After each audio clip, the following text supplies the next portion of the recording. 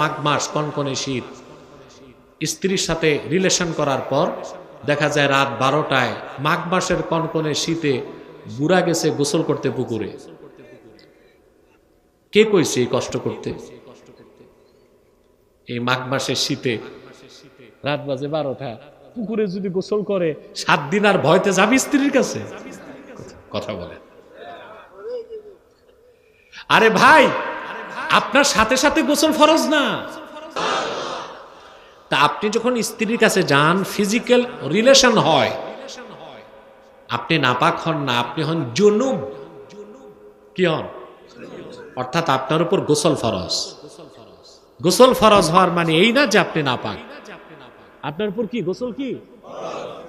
তাই নাপাক বলবেন? বলবেন জুনুবি। কি বলবেন? অর্থাৎ আমার উপর গোসল ফরজ হয়েছে। আরেকটা মাসালা বলি।